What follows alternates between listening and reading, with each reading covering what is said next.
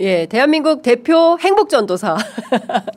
예, 자, 김상욱 더불어민주당 의원님 모셨습니다. 어서 오십시오. 반갑습니다. 김상욱입니다. 오늘 하루도 행복하세요. 요즘 무슨 대법 이사라고 되게 공격 많이 받고 있는 그 김상욱 맞습니다. 아, 의원님 오랜만에 뵙습니다. 의원님 네. 뵈면 자꾸 그 지난 대선 때 생각나요. 진짜 전국을 다 다니시면서 진짜 행복 바이러스라고 표현하면 안 되겠다. 근데요, 제가 맨날 웃고는 있지만 사실은 힘든 8개월을 보냈어요. 사실 뭐 이 자리에서 말씀드리기 부끄럽지만 뒷조사와 신상 털기와 음해와 헛소문 이걸 저뿐만 아니라 제 주변 사람들까지 정말 치밀하게 당해왔거든요. 뭐 무지기면 미행 아닌가라고 의심되는 경우들도 너무나 많았고 정말 8개월 동안 너무나 힘든 세월을 보냈는데 또 국민의힘이 또 장동혁 아저씨가 대표가 돼가지고 더 또 싸움판이 될 것 같아서 좀 그러긴 해요. 예. 그리고 마이크 주신 김에 대법 이사라고 지금 공격받고 있는데 간략하게만 설명을 해도 될까요? 네.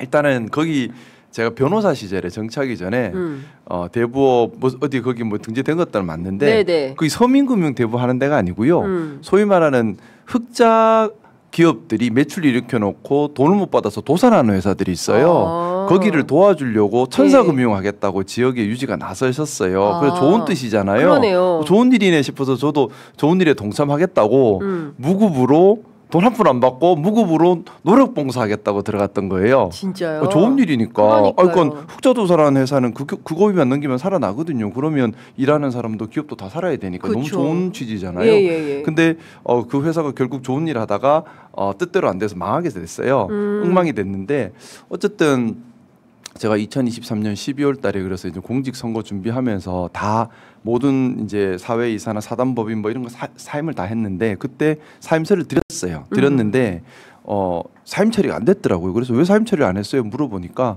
사정이 있었더라고요. 어떤? 그 대표이사님이 좀 부끄럽지만 저도 늦게 알았는데 12월 초에 제가 사임서를 드렸던 걸 알고 있는데 11월 말쯤에 사모님 상차하시고 아이고야. 그리고 본인도 이제 업이 엉망이 되다 보니까 이제 본인도 업을 접으려고 사표 내고 막 그러고 있는 상황이었어요. 그러다 보니까 제대로 처리를 못한 것 같아. 행정 처리를. 그러다가 뒤늦게 이제 저도 이번에 일 터지고 나서 알아서 어쨌든 근데 첫 번째 나쁜 대법이 아니라 착한 금융하려고 그러니까는 흑자 부도 나는 중소기업들을 살리려고 했던 일이라서 좋은 일이라서 무급으로 돕겠다고 나섰던 일이고 두 번째 10원짜리 하나 돈 받은 거 없고요.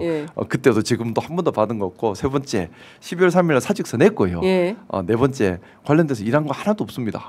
근데 국민의힘에서는 재밌잖아요. 대법 이사 하니까 자극적이잖아.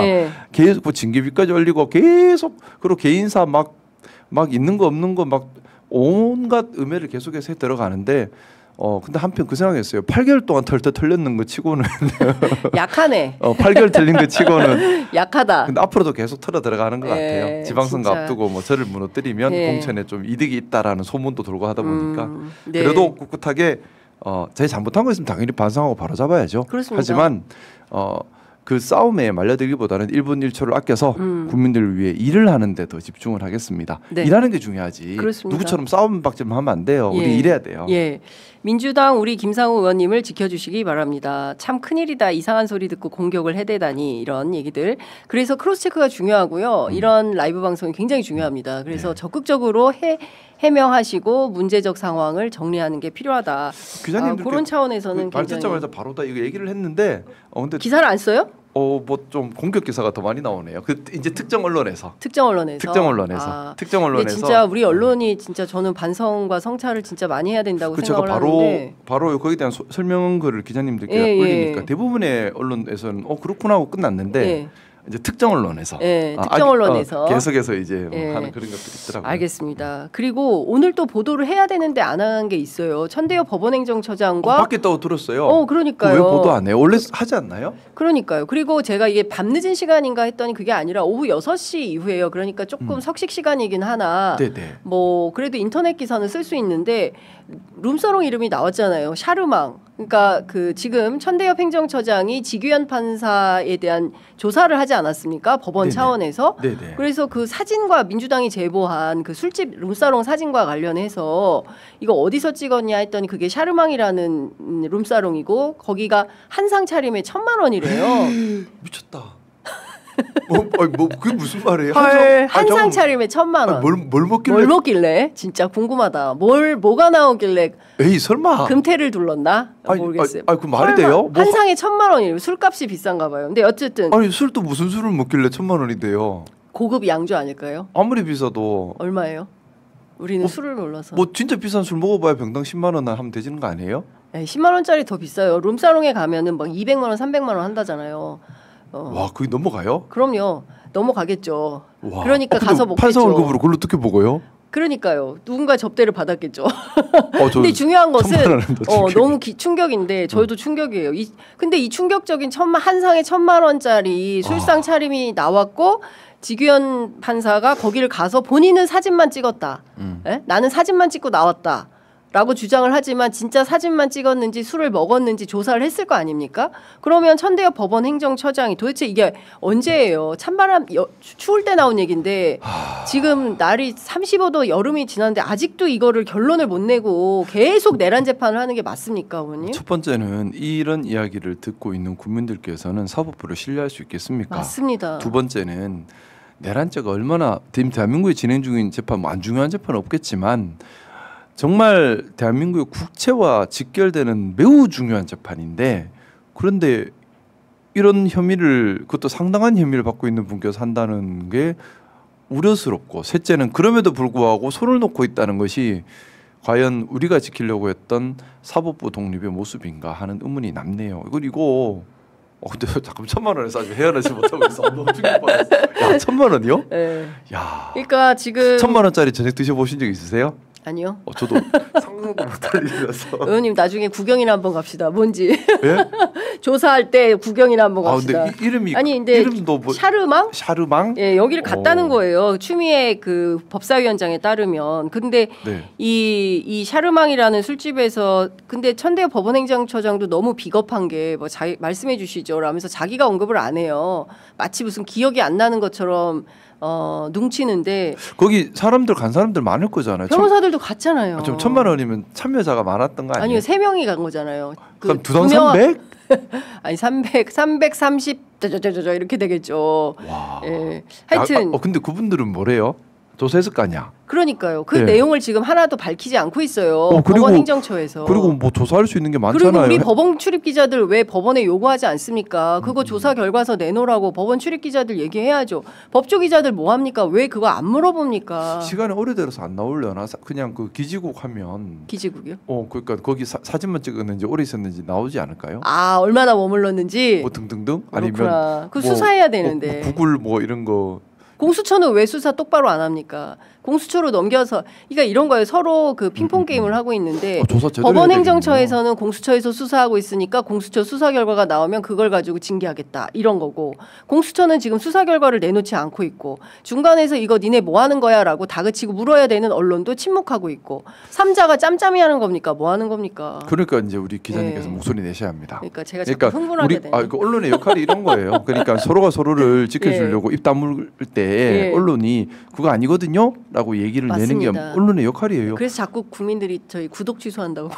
왜요? 아니 이런 부분은 굉장히 좋아하시는데 또 네. 특정 진영에서는 또 화를 많이 내시니까 비판을 별로 싫어하니까. 그쪽 진영에서는 저도 대단히 안 좋아하시죠? 뿔이 이렇게 달려 있는 사람으로 됐더라고. 얼굴 빨간색은 뿔이 이렇게 달려 있다고 하던데 저 얼굴 빨갛지 않습니다. 네. 예. 저는 보수주의자예요. 여하튼 이 부분은 저희가 좀 확인을 해봐야 될 것 같고요. 네. 자, 의원님 사실 오늘 좀 충격적이라는 반응이 많습니다. 그래도 김문수 후보 가능성이 높지 않았나? 어떻게 장동혁 후보가 당선됐지? 저는 장동혁이 될 것 같다라는 생각을 사실은 좀 많이 했었어요. 진짜요? 네. 어떻게 의원님의 촉은 어떻게 장동혁? 첫 번째는 예. 첫 번째는 국민의힘의 당원들이 이제 합리적 보수 성향, 중도 보수 성향 아니면 정통 보수 가치관을 가지고 있는 분들이 많이 이탈을 하시고 반대로 통일교나 신천지나 또는 극우적인 그런 이끌림에 선동된 분들이 많이 더 들어가시면서 구성이 예전보다 더 좀 건강하지 못한 상태가 됐죠. 그게 첫 번째 이유. 두 번째 이유, 이게 더 결정적 이유였을 텐데, 예전에 언더진윤이라 제가 칭했던 국민의힘의 국회 주류 세력이 네. 국회 주류 세력이 본인들의 기득권 또 지방선거 공천권, 본인들의 공천권을 뺏기고 싶지 않은 생각에서 본인들이 다룰 수 있는 사람을 선택하려고 했고, 그래서 내세운 사람이 장동혁이었습니다. 왜냐하면 그렇구나. 이분들 입장에서는 김문수가 너무나 부담스러워요. 왜? 김문수가 혹시라도 야 우리 개혁하자 이 말 할까 봐. 우리 개혁하자 이 말이 이 사람들은 제일 싫거든요. 근데 기득권을 침해받는 선거 거니까. 과정에서 김문수 후보가 초반에 그런 얘기를 했어요. 그러니까 싹 다 바꿔야 된다. 그러니까는 다 혁신해야 된다. 그래서 장동혁이가 힘이 실린 거예요.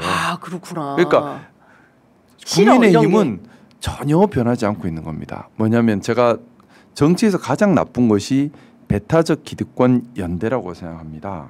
자신들의 기득권을 지키기 위해서 옳고 그름을 고민하지 않고 국민의 목소리에 귀닫아 버리고 강성 지지층을 수단으로 이용해서 배타적으로 연대를 맺어버리는 것, 이것이 정말 국민을 적으로 돌리는 나쁜 정치의 모습이거든요.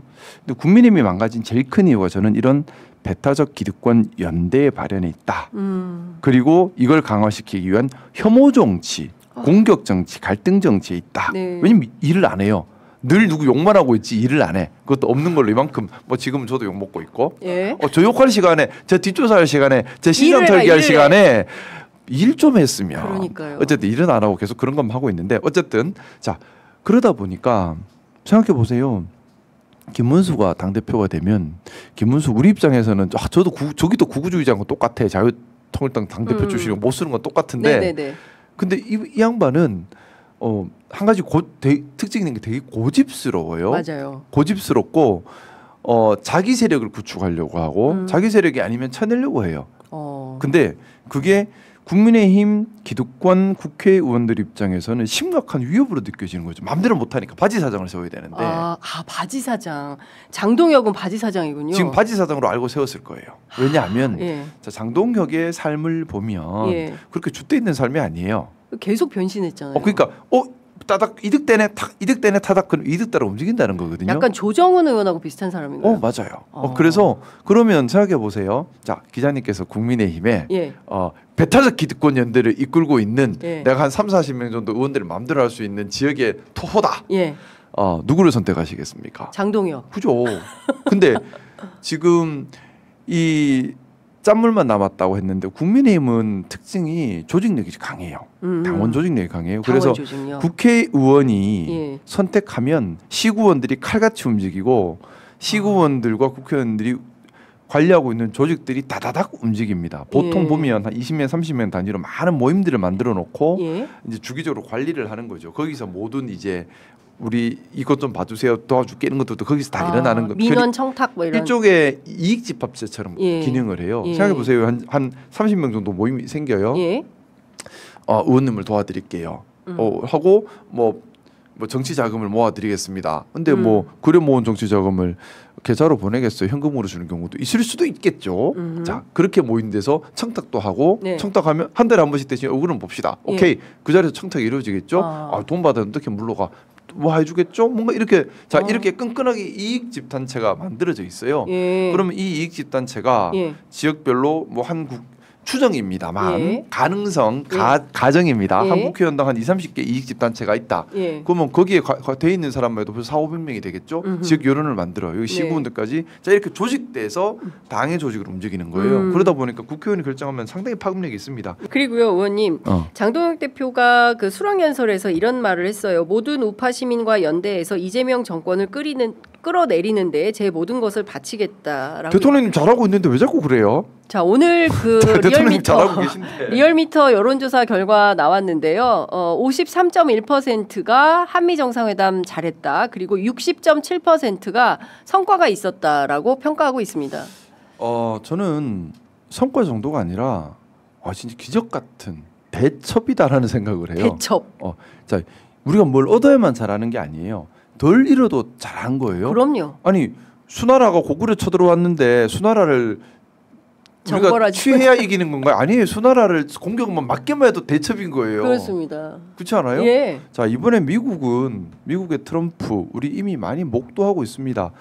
다른 나라 지도자 대접도 안 해줘요. 저 이재명 대통령님처럼 대접받은 지도자 잘 없잖아 지금. 의자 빼준 사람 3명 있어요. 오, 지금 이재명 없어. 대통령 그다음에 인도 모디 여력 있게 안 앉으셨어요. 진짜 여력이 있으셨어요. 예. 자, 근데 이번에 이재명 대통령님께서 정말 준비를 많이 하셨습니다. 이번에 페이스메이커 회자됐지 않습니까? 예. 이게 즉석에서 나온 말이 아니에요. 상당히 오랜 기간 갈고 닦아서 나온 말이에요. 아, 그래요? 예. 또한 볼펜 하나 예. 이것도 트럼프 대통령이 뭐 호의적으로 이렇게 할 때 볼펜이나 명함에 관심을 보일 때 주면 그게 좋다. 이걸 이미 연구해서 나온 결과고 모든 적이라 하면 안 되고 상대에 대해서 철저하게 분석을 하고 들어갔던 겁니다. 모든 행동과 말이 계산되고 이미 기획된 거예요. 자, 근데 이번 회담 자세히 생각해 보세요. 우리나라가 사실 얻을 게 없는 회담이었어요. 안 뺏기면 다행인 회담이었어요. 자, 관세. 지금 트럼프가 관세로 난리를 치잖아요. 미국에서도 법적 근거가 없는 짓이에요. 자, 근데 서류로 나온 것도 없어요. 자료 줄게 해놓고 돌아서서 내 맘대로 해야 하고 있거든요. 그럼 이 관세를 구체적으로 얘기할수록 우리가 얻을 것이 있을까요, 없을까요? 없겠죠. 구체적으로 얘기하면 할수록 묻고 더블로 계속 가는 거예요. 네. 그러면 우리 입장에서는 애매하게 자꾸 넘어가면서 시간을 버는 게 제일 잘하는 관세 대응인 겁니다. 그리고 또 하나 기존에 확보된 것보다 더 나쁘게만 안 가면 되는 거예요. 자, 근데 관세 얘기를 하면 당연히 더 나쁘게 가겠죠. 왜냐하면 미국은 자꾸 더 내놔라고 하는 거고 뭐 합리적 근거를 갖고 하는 게 아니에요. 안 내놔 그럼 때려. 계속 이거 반복하는 거거든요. 그러면 딴 얘기 하자고 넘어가는 게 현명하죠. 근데 미국은 딴 얘기로 넘어갈 생각이 없지. 근데 이번에 딴 얘기로 넘어갔잖아. 네. 잘했죠. 그렇죠. 또 동맹의 현대화라고 하는 것도 사실 우리 입장에서는 받아들일 수 없는 내용이에요. 핵심은 두 가지입니다. 방위비 올려라. 지금 2.63% 정도 우리 GDP 지출하죠. 그걸 5%로 올려라. 엄청난 돈이에요. 우리 적은 돈이 아니에요. 그럼요. 지금 국방비 곱하기 2배 쓰겠다는 건데 그렇죠. 거기다가 플러스 이거 진짜 기분 나쁜 건데 주한미군이 더 이상 북한을 막는 것이 역할이 아니다. 주한미군 이제 전략적 유연성을 통해서 여기저기 마음대로 전 세계 분쟁에 다 들어가겠다. 한국군 보조부대로 다 따라와 이거거든요. 예. 미국이 싸울 때 너희도 싸워야지. 너희가 돈도 내고 싸움도 우리랑 같이 하고 북한은 네가 알아서 막고 이거거든요 지금. 그렇죠. 우리 입장에서는 좋을 게 하나도 없고요. 돈은 다 우리 국민 우리가 세금인데. 근데 그렇다고 명시적으로 노하기도 힘들어요. 왜? 미국 힘이 너무 세는데 예. 노했다가 찍히면 경제적으로 군사적으로 외교적으로 심각하게 또 위협이 올 수 있어요. 우리 입장에서는 그래서 말도 안 되는데 노도 못하는 너무 속상한 상황이에요. 자, 그러면 이 이야기도 깊이 들어가서 얻을 게 있을까요 없을까요? 차라리 시간 끌고 있는 게 낫죠. 그죠? 자, 그래서 절묘하게 김정은 카드를 택한 거예요. 근데 이거는 우리한테 엄청 플러스가 되는 거예요. 저는 계속 그 얘기를 드립니다. 2025년 하반기 대한민국 외교 지정학 제일 중요한 것은 지금 2025년 하반기에 제일 중요한 것은 외교 통일 분야예요. 네. 왜냐하면 한반도를 둘러싼 지정학적 변화가 본질적 변화를 하고 있고 이번에 잘 역할을 하면 네. 우리가 지난 50년간 70년간 못 이뤘던 네. 한반도의 평화, 남북 협력, 동북아의 평화를 이뤄낼 수 있습니다. 반대로 못 해내면 세계 분쟁의 중심지가 돼요. 그렇죠. 그게 앞으로 몇 년 안에 결정이 됩니다. 여기서 우리나라가 역할을 정말 잘해야 돼요. 근데 이재명 대통령이 너무 영리하게 하고 있어요. 그러니까요. 뭐냐? 너가 빛나라. 트럼프 네 피스메이커. 빛나. 중국 잘해. 그 북한 잘해. 나는 뒤에서 묵묵하게 너희들을 받쳐서 반짝반짝 빛나게 해줄게. 페이스메이커. 근데 사실 누가 만들고 있죠? 네. 페이스메이커가 제가 만들고 있는 거죠. 보기에는 한미 정상회담도 그렇고 한일 정상회담도 그렇고 주도권은 우리에게 있었다. 너무 잘하고 있는 거예요. 네. 그러니까 트럼프가 하다 끌려온 거예요. 그러니까 맞죠. 지금 뭐 트럼프 입장에서는 관세 때도 뭔가 우리한테 네. 치명적인 한 방을 못 먹였고 그리고 뭐 주한미군 관련해서도 치명적 한 방을 못 먹이고 우리는 방어 지금 잘하고 있으면서 우리가 그렇죠. 필요한 건 남북 협력, 남북 교류와 관련된 물꼬를 트럼프를 앞장서서 열고 있어요. 역으로. 네, 너무 잘하고 있다. 그 긴장 저희가- 완화를 시키고 있는 예, 거죠. 그렇습니다. 역시 외통위원이시라 이게 정세 판단이 남다르시다라는 근데 생각이 좀 듭니다, 의원님. 그 트럼프가 사실은 트럼프는 동맹 현대화에 별로 관심이 없어요. 왜냐? 이 사람은 부동산 장사꾼 출신이에요. 그렇죠. 돈 되는 걸 좋아하지. 예. 근데 지금 트럼프의 제일 큰 관심은 돈 되는 것 1번. 예. 그다음에 2번 관심 있는 건 노벨 평화상. 예. 그래서 우리 대통령께서는 트럼프가 가장 관심 있어 하는 노벨 평화상에 집중하는 거예요. 그렇습니다. 트럼프 머릿속에서는 돈만큼 중요한 게 노벨 평화상인 거예요. 예. 도리어 동맹 현대화는 미국 국방성에서 관심이 많은 거지. 네. 트럼프는 큰 관심은 없어요. 맞아요. 왜냐하면 트럼프는 중국, 러시아, 힘센 사람 좋아해. 약간 이래요. 네, 스트롱맨 좋아합니다. 스트롱맨 좋아해. 예. 약간 이상해. 그래서 근데 그걸 잘 파고든 거예요. 예. 왜냐하면 우리가 트럼프에 대한 충분한 연구가 없었으면 자칫 관세 부분 말을 건드렸겠죠. 충분한 연구가 없었으면 동맹 현대화를 건드렸겠죠. 자, 건드렸으면 얻을 게 있나요? 그러니까요. 근데 중요한 것은 이런 것 같습니다. 어쨌든 지금 한미 한일 회담을 통해서 첫 번째 순방 외교였는데 빛나는 성과를 내고 있고 그에 대해서 여전히 이제 뒷다리 잡고 끌어내리려고 하는 것은 국민의힘인 것 같아요. 우선은 장동혁 두 가지를 대표도 말씀드리고 그렇고, 싶어요. 예, 나경원. 제가 예. 월요일 화요일 일본을 갔다 왔어요. 예. 일본에서 한일 정상회담 이어서 후속적으로 이어지는 예. 한일 고위 전략 대화인가 거기 가서 일본 국회의원들을 여야 국회의원들을 만났는데 일본의 여야 국회의원들이 예. 공의하는 말. 한일 의원연맹 그 행사에 다녀오셨구나. 예. 일본의 정치권 반응. 예. 이재명 대통령 대단하다. 그동안 우리가 좀 막 이래서 일본한테 이런 거 했잖아요. 그냥 예. 당당히 할 말 다 했잖아요. 예. 근데 일본 정치권의 반응 여야 할 것 없이 야 대통령 대단하다.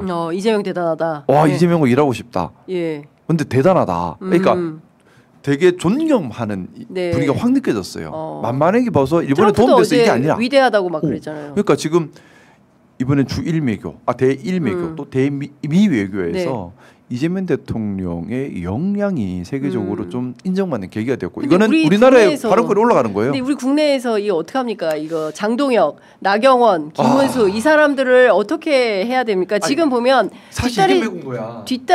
이들이 매국노다. 봐보세요. 나경원 매국노다. 그 미국 예. 트럼프랑 대화할 때 그 영상 나온 거 보셨는지 모르겠는데 누군가 한국에서 건너간 누군가인 것 같아요. 막 이상한 말 하잖아. 트럼프 대통령도 듣도록. 미스터 전환길. 자, 근데 트럼프가 그럼에도 불구하고 페이크 뉴스 해버리잖아요. 그렇죠. 자, 근데 내가 미스 언더스탠딩 했어 이렇게. 이번에 계속 이렇게 장난친 게 누구죠? 근데 그쵸. 이 중요한 회담을 앞두고 특히 트럼프는 상대국 지도자의 정치적 기반을 약화시켜서 거기서 말도 안 되는 폭리적 이익을 취하는 걸 주특기로 하는 사람인데 그러면 국익을 생각한다면 미워도 지금은 힘을 실어서 그게 보수 아닙니까? 네, 나라 지키고 틀 지키고 국익을 중요하게 생각하는 게 보수여야 되지 않아요?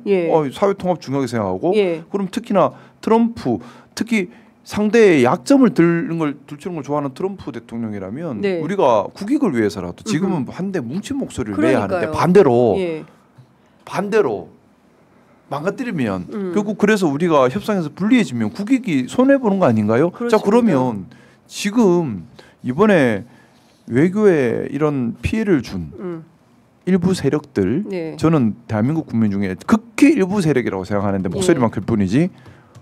나라 팔아먹은 거랑 뭐가 달라요? 나라 팔아먹은 거랑 같다. 그러니까 지금 보면 트럼프가 밤에 어제 그 긴장감이 돌았잖아요. 한밤에 갑자기 트럼프가 트루스 소셜에 마치 무슨 한국에서 지금 숙청 작업과 혁명이 일어나고 있다라고 얘기를 해서 윤석열 김건희를 좀 끌어내려고 하는 건가라고 상당한 긴장감이 돌았고 바로 김문수 나경원 그리고 여러 정치인들이 보수 정치인들이 나서서 마치 이 회담 망해라 하는 식으로 SNS에 올리지 않았습니까? 진짜 어느 나라 국민인지 모르겠어요. 나라 망해라 하는 게 그게 정치인의 모습이어서는 안 되잖아요. 그리고 송원석 그 비대위원장 같은 경우에도 원내대표도 실제로 이 회담 끝나자마자 상당히 심각한 워딩을 쓰면서 평가절하를 했습니다. 그러니까 저는 잘했구만. 과거의 국민의힘이 아니라 지금은 완전히 반 이재명. 그러니까 제가 아까 말씀드렸잖아요. 의전장도 안 나오고 일을 해야지. 회담 이 사람들은 일은 안 하고 그냥 무조건 욕만 해. 그것도 그냥 욕만 해. 그러니까 막 욕만 해. 끊임없이 홀대론 얘기하면서 그러니까 이 사람들의 정치 집단에 대해서 저는 이런 비이성적인 태도에 대해서 국민의힘 내부에서는 왜 자성과 성찰이 안 나오는 겁니까? 그리고 이제 내부에도 있잖아요. 그렇게. 말씀드렸던 것처럼 예. 배타적 기득권 연대로 자신들의 공천권, 지역의 기득권 네. 이걸 지키는 데만 혈안이 돼 있고 네. 국가와 국민에게 어떤 것이 도움이 되는지에 대한 고민이 사라졌기 때문에 생기는 현상이에요. 권력의 본질이 이 권력이라는 건 힘이잖아요. 잡고 있으면 놓기 싫겠죠. 잡은 사람들끼리 지키고 싶겠죠. 그리고 그걸 가지고 마음대로 하고 싶겠죠. 이걸 우리 국민들께서 시민들께서 통제하지 못하면 자기들 간에 배타적 연대를 만들어 버립니다. 지금 거기에 빠져버린 거예요. 국민의힘이 딱 그런 상태고요. 그 상태고 거기서 이거 아니잖아라고 목소리를 내면 배타적 기득권 연대에 대항한 사람이죠. 딴 말하니까 너 나가. 그냥 의원님이 숙청당 죽어 이래 되는 거죠. 김상우 의원님이 숙청당한 거 아닙니까? 솔직히 말하면 국민의힘 내부에서. 제가 왜냐면 국민의힘에 있을 때 아픈 얘기를 많이 했잖아요. 제가 얘기했잖아요. 전 두 가지 질문을 계속했다고. 정치 왜 하십니까? 보수가 뭔가요? 예. 정치 왜 하십니까? 예. 아니 본인 이득 보려면은 돈 벌려면 사업하시고 그렇지. 칭찬 받으려면 봉사활동하지. 예. 이거는 왜 정치하냐? 이거는 내가 손해 보더라도 또 내가 욕 먹더라도 올바름을 추구하면서 국민들께 이득들을 드리려고 하는 거 아닙니까?라고 하니까는 이따 물어 나가. 김상우도 나가. 그리고 진짜. 보수가 뭡니까? 보수라고 하는 게 사회 통합, 사회 원칙, 품위, 공통 가치, 헌법 지키는 거 아닙니까? 근데 왜 헌법까지 부숴가면서 기득권을 지키려고 합니까? 너 나가. 뭐 안 되는 거지 뭐. 아유. 진짜 의원님 너무 고생 많으셨어요. 지금도 당하고 있어요. 8개월 동안 탈탈이 당하고 지금도 탈탈 털리고 있다. 근데 탈탈 털린 것 치고는 예. 좀 뭐 대부업 이사 정도면 약하게 터진 것 같아요. 대부업도 그것도 말씀드렸지만 예. 고리대급업 하는 데가 아니라요. 예, 흑자 도서라는 기업 살리려고 했던 그런 첫 번째 프로젝트에서 뭐 말려가지고 망하긴 했는데 장동혁 대표가 취임 일성에서 이런 얘기를 했어요. 새로운 미디어 덕분에 자기가 당선될 수 있었다라는 얘기를 해요. 여기서 얘기하는 거예요. 전환길 얘기하는 거지 않습니까? 그러면 이 실제로 막 그 면접 보러 다녔잖아요. 보수 유튜버들한테 국민의힘 당대표 후보들이 이제 그러면서 사실상 전환길 씨를 지명직 최고위원에 임명할 수도 있다라는 소문이 있는데 그렇게 할까요? 상당히 가능성이 있어 보이는데요. 나중에는 국회의원도 줄 것 같던데. 전환길 국회의원도 시킨다. 와 대박. 어떡해. 같은 공기를 숨쉬기 로텐더홀에서 같이 만나야 되고 본회의장에 같이 들어가야 되고. 너무 싫을 것 같아. 야 그런데 그 국민의힘이요. 그 과거에 비하면 사실은 대한민국 보수 정당에서 명운을 다 했다. 저는 다 했다고 봐요. 이제는 수명을 다한 정당이다. 근데 문 닫아야 된다. 문 닫아야죠. 근데 이거는 이제 시민들께서 그렇게 만들어 줘야 됩니다. 무슨 말이냐면 위원정당 해산을 한들 간판만 바꿔 달고 또 만들어서 또 뭉쳐서 또 펴서 또 올라오면 없어진 게 아니거든요. 간판만 바꿔. 그동안 그랬죠. 계속 간판 바꿔서. 그러면 이걸 없애는 것은 시민들께서 표를 안 줘버려야 돼요. 시민들께서 너희 끝 이제 표 안 줘 해야 끝이 나요. 안 그러면 간판만 바꿔 달고 또 나타납니다. 의원님 분당 가능성은 어떻게 보십니까? 별로 없다고 봐요. 친한계가 나와서 분당할 수 있다. 친한계 해도 몇 분 되지도 않고 그게 또 쉽지 않아요. 한동훈 대표가 이번에 김문수 밀지 않았습니까? 이게 영향력이 없었다. 한동훈의 영향력은 어느 정도라고 봐야 됩니까? 저는 가면 갈수록 없어지고 있다라고 볼 수 있어요. 영향력이. 급속도로. 왜냐하면 철저하게 이미지 정치만 했을 뿐이지 실속이 없어요. 뭔가 추구하는 가치가 뭔지 알고 계신 것이 있나요? 한동훈이 추구하는 세상. 돌돌이밖에 생각이 안 나요. 이게 뭐 고향이 뭔지. 그러니까 뭐 이미지 말고는 없어. 그러니까 정치라면 당연하겠지만 추구하는 세상에 대한 고민이 있어야 돼요. 가치관. 어떤 세상을 만들 거냐. 그리고 그 세상을 만들기 위해서 나는 무엇을 하고 싶다가 있어야 돼요. 그거 없이 무슨 정치를 해요? 근데 그걸 본 적이 저는 잘 없어요. 그러네요. 기억이 안 나. 그 소위 친한계 의원님도 한때 친한계에 계셨기 때문에 친한계 의원들하고 그분들은 친한계가 아니라고 하더라고요. 그래요? 그분들은 무슨 의원님을 넌 친한계 아니야 이렇게. 그러니까요. 면박도 많이 당하시고 하셨는데 그래도 의원님 판단에는 당시에 그래도 그 비상계엄 해제의 저는 비상계엄 해제에 나섰던 것 자체는 높이 평가를 해요. 자체로. 하지만 그걸 혼자 했다고 얘기할 때는 좀 그건 아니지라는 생각이고 시민들께서 하신 것이고 또 많은 의원님들이 같이 동참을 하신 것이고 국민의힘은 솔직히 뭐 18명밖에 안 왔는데 의원님 판단하시기에 그 한동훈계로 알려진 국민의힘의 의원들이 앞으로 어떤 정치 노선을 가져갈 거라고 예상하십니까? 일단 한동훈계로 알려진 의원님들 중에 괜찮은 분들도 여러 계세요. 우리가 전부 다 나쁜 사람이다 해서는 안 되고요. 네. 그 중에 괜찮은 의원님이 또 계세요. 합리적이고 상식적이고 누구예요? 용기 누구 얘기 좀 있고. 해주세요. 그분들이 또 다 국민의 바로 핍박받잖아. 내가 그렇구나. 그분들 알겠습니다. 안쓰러워서 그렇지. 말은 예. 뭐 하는데 예. 근데 좀 괜찮은 분들이 많다고 하기는 어려운데 몇 분 계시는데 예. 그분들께서 분당을 할 수 있는 상황은 아닌 것 같고 또 지금 그래서 이준석 개혁신당 쪽에서 국민님 깨져라 깨지면 우리가 흡수할게 계속 그러고 있는 것 같아요. 네. 자 그래서 제가 우리 시민들께서 더 두 눈을 부릅 떠야 한다는 말씀을 드리는 겁니다. 당 이름만 바꿔서 똑같은 짓 하는 당 만들면 안 되잖아요. 그렇습니다. 또 그런 짓을 하는 당은 다 지지를 하면 안 되고 예. 그런 짓을 하는 당은 다 역사의 뒤안길로 보내야 제가 계속 말씀드립니다. 민주당이 보수 기능 잘 하고 있어요. 네. 진보가 위기입니다. 진보가 진보 정당이 살아나게 하기 위해서라도 예. 수구 구구 세력들은 역사의 뒤안길로 보내야 하고요. 예. 그건 우리 시민들께서 지지를 안 보내주셔야 그 역사적 과정을 겪어갈 수가 있어요. 김상욱 박수. 진짜 지금 그래서 우리 두 눈 바로 뜨고 예.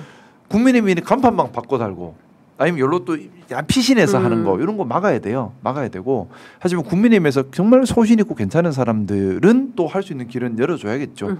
근데 그게 아닌 구구적, 네. 수구적 또 갈등 정치, 혐오 정치 이건 막아내야 돼요. 이준석과 한동훈 두 사람은 합당해서 새로운 정당 할 수 있습니까? 합당 절대 못할 거예요. 둘 다 네.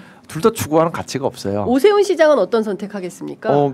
저의 짧은 생각으로는 어디가 나한테 도움이 될까를 열심히 계산하고 계시지 않을까라는 추정을 하고 있습니다. 계산기를 두드리는 중이다. 그러니까 공통점이 있어요. 네. 추구 가치가 없어요.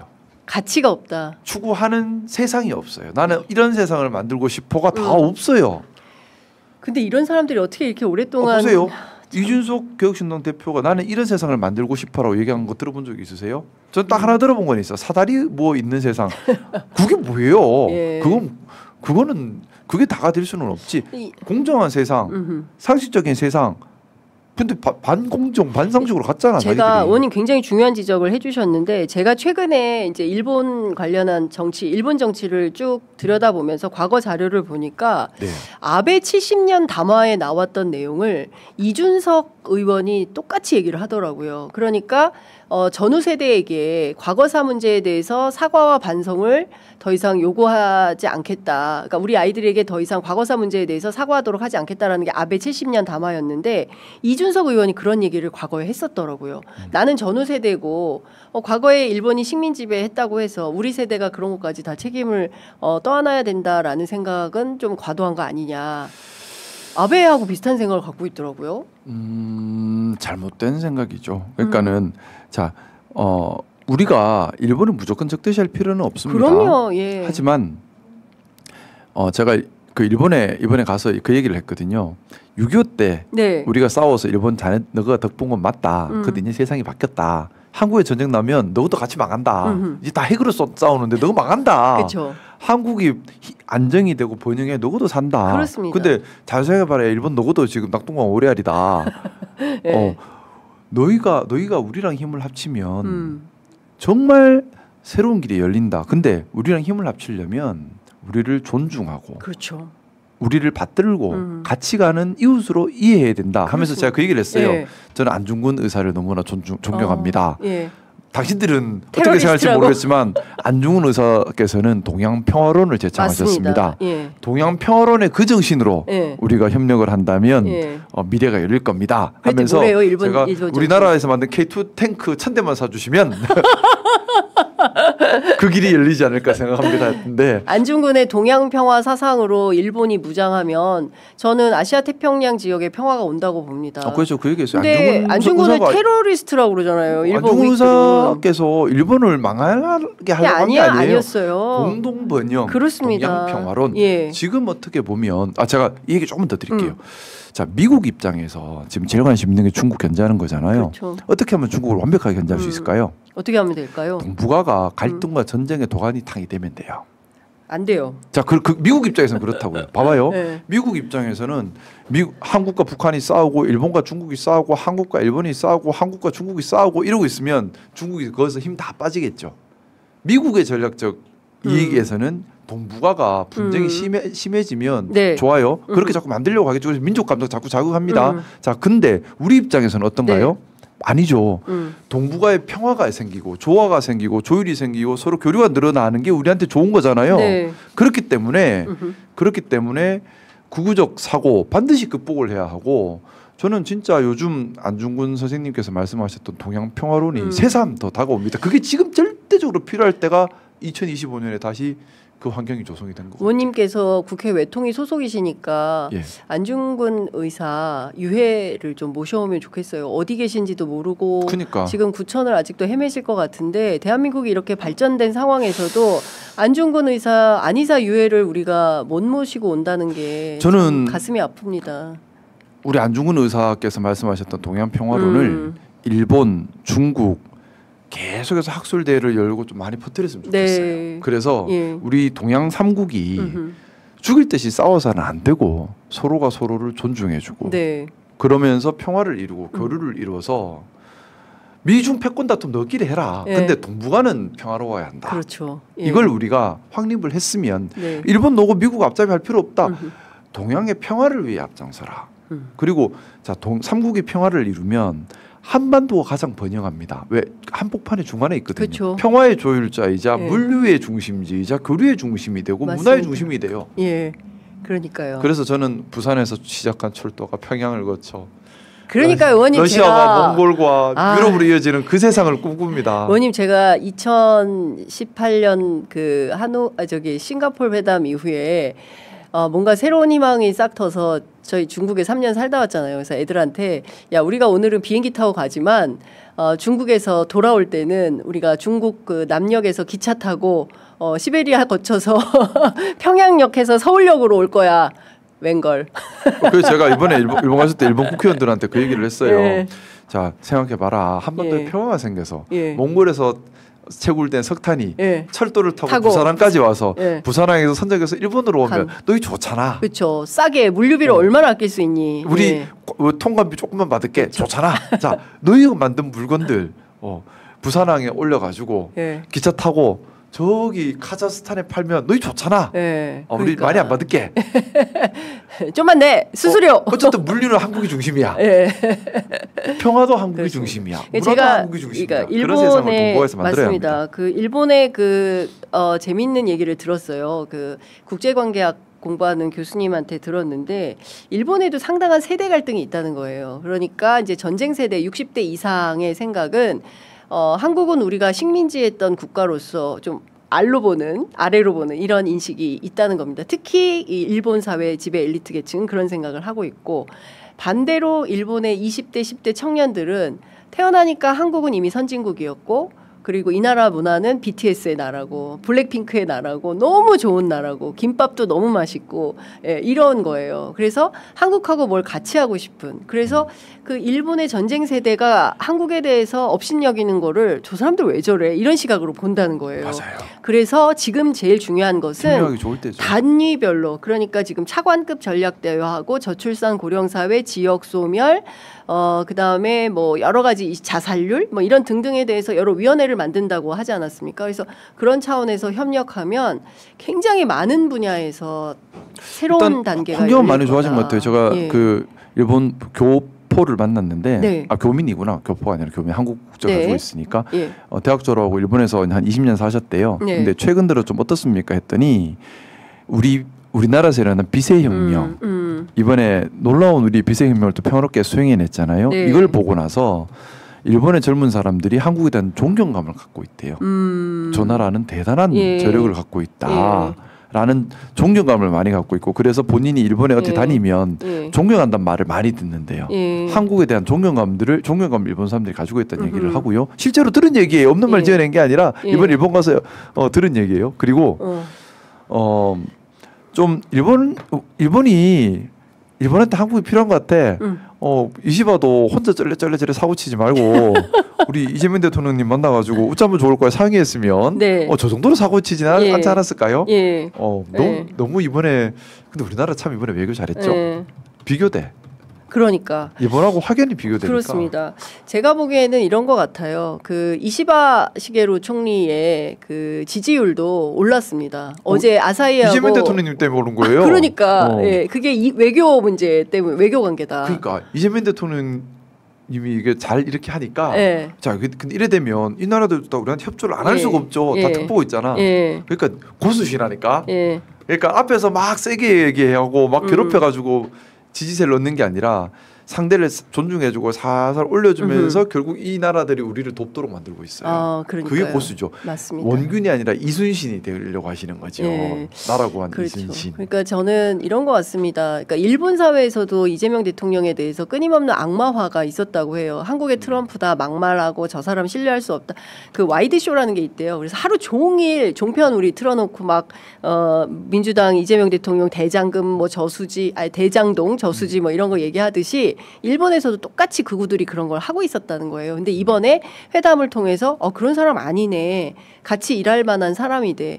그러니까 저는 언론의 역할이 얼마나 중요한가 다시 한번 또 느끼게 됩니다. 의원님께서 언론에 적극적으로 출연하셔가지고 다양한 말씀. 저도 요새 언론에서 욕 먹고 있어서 대부업 이사 이러고 욕 먹고 있어가지고 상처받으셨구나. 상처받죠. 네, 대부업 이사 그거 아니래요. 그만 쓰세요. 근데 그걸 그렇게 뭐 악마와 이렇게 참.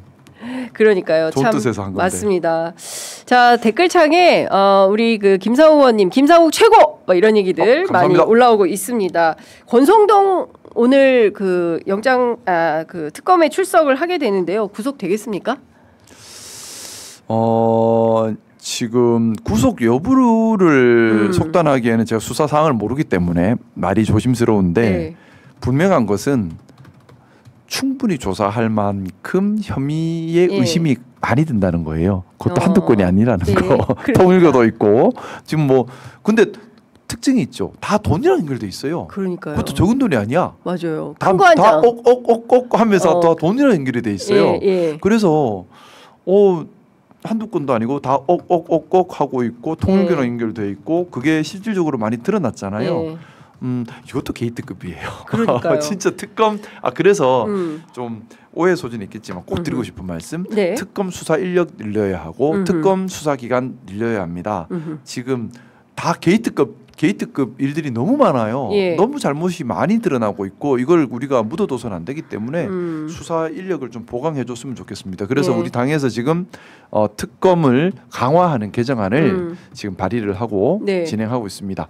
시민 여러분, 국민 여러분들께서 특검이 제대로 기능할 수 있도록 특검의 수사 인력 보강 그리고 기간 연장하는 특검법 강화 법안에 좀 좋은 여론으로 힘을 실어주시기를 부탁드리고 싶습니다. 네, 알겠습니다. 오늘 긴 시간 너무 감사드리고요. 김상우 의원님이 오니까 확실히 마음이 들뜨게 되네요. 행복해지네. 저는 행복전도사 하고 싶어요. 마지막으로 우리 오늘을 살아가는 시민들께 자 행복 멘트 들어갑니다.